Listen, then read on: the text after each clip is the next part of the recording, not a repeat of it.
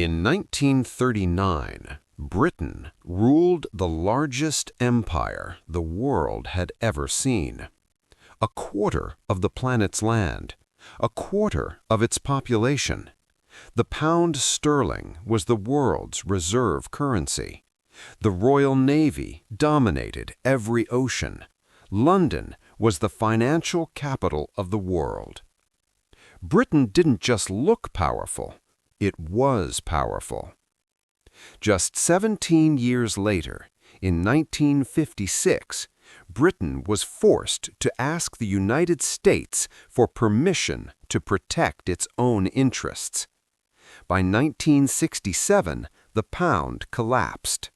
By 1976, Britain was begging the International Monetary Fund for a bailout.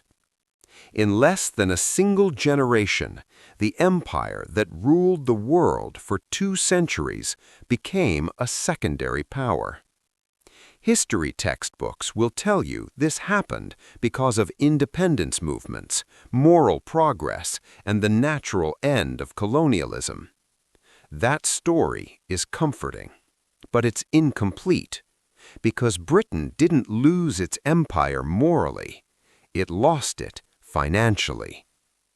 Over the next few minutes, I'm going to show you exactly how Britain bankrupted itself, how the United States quietly replaced it as the dominant power, and why this story matters far more today than most people realize. Because empires don't fall when ideals change. They fall when the money runs out. After World War I, the British Empire reached its absolute peak. By 1920, it covered nearly 14 million square miles, almost a quarter of the Earth's landmass.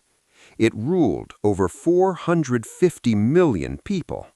Its territory spanned every continent. But territory was never Britain's real strength. Money was. The pound sterling wasn't just a currency, it was the currency. Global trade was conducted in pounds. Entire nations held sterling in their reserves. British banks financed railroads in Argentina, mines in South Africa, plantations in India, and industries across 6 continents. Britain was the world's largest creditor nation. That status mattered more than armies. It meant Britain could borrow at the lowest interest rates in the world. It could fund its military cheaply. It could run a global empire on credit. This system rested on one pillar: trust. The pound was tied to gold at a fixed rate. Paper money could be exchanged for physical gold. That promise made sterling the backbone of global finance. Britain didn't need the largest economy. It only needed the most trusted currency, and for decades it had both. World War I, the first crack. Then came World War I. From 1914 to 1918, the war cost Britain roughly £35 billion. To understand that number, you need context. Britain's entire annual economic output before the war was about £2.5 billion. The war cost 14 times the country's yearly GDP. There were only 3 ways to pay for it. First, taxes. Income taxes rose dramatically.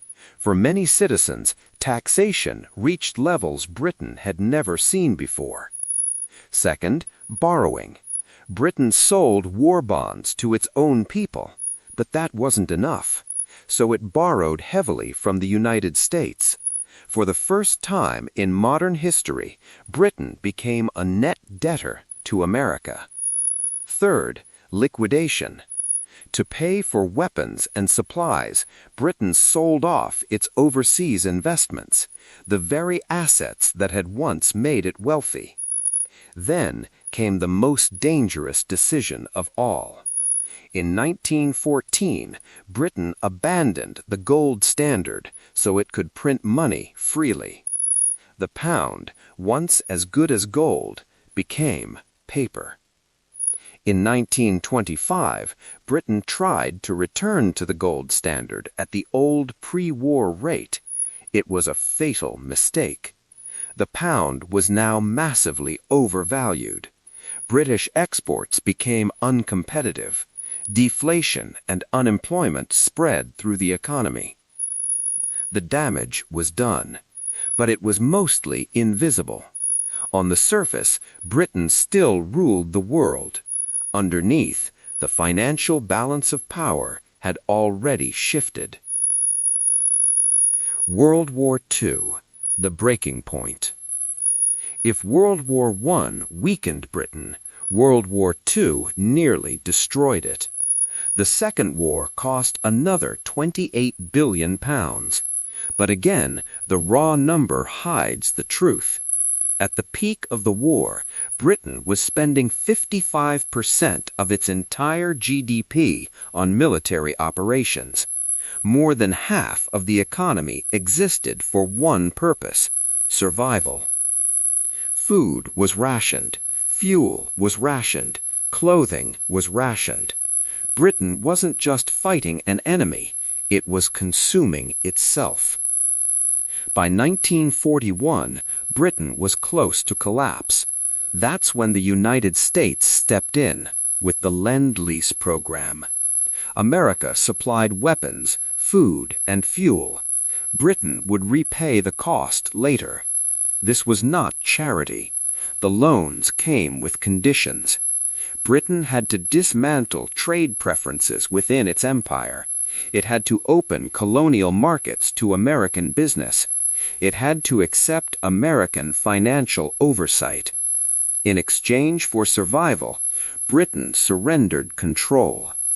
By the end of the war, Britain's national debt had reached 250% of GDP. That wasn't high, it was unprecedented. Even Greece, at the peak of its crisis, never reached that level.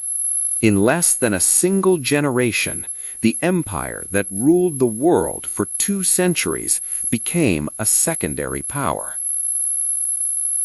The moment power changed hands. In 1944, while the war was still raging, global leaders met at Bretton Woods.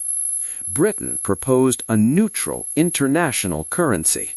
The United States proposed something else: the dollar, backed by gold, fixed at $35 an ounce, and held by a country that now possessed the majority of the world's gold reserves.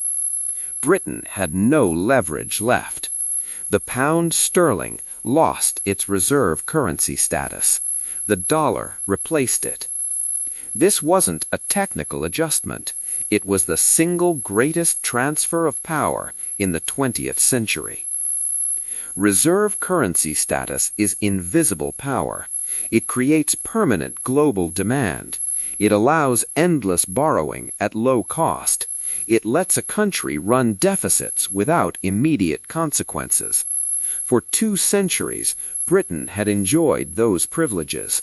Now, they belonged to the United States. Suez, when reality became visible. The illusion of British power lasted until 1956.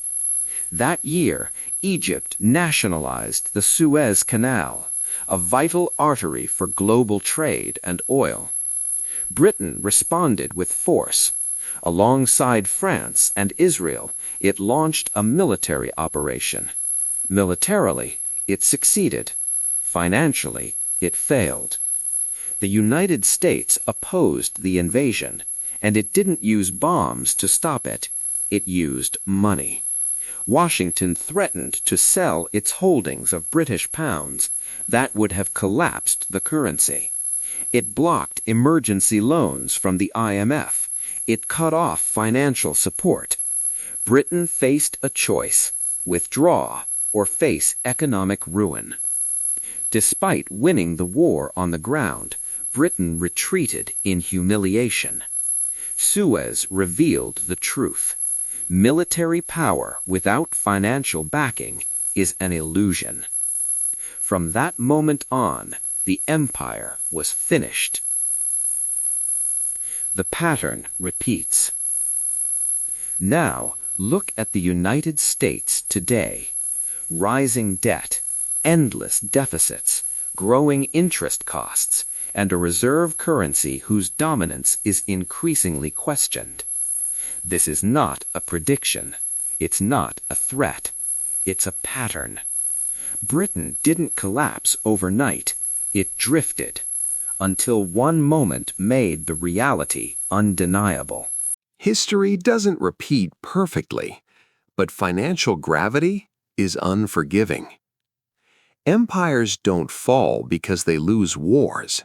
They fall because they lose control of money.